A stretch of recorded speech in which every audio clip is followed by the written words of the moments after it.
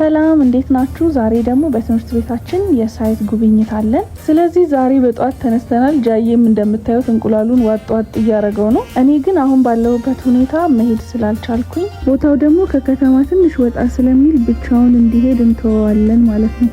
እዛ የነበረውን ውሎ ደግሞ በትንሹ ላሳያችሁ።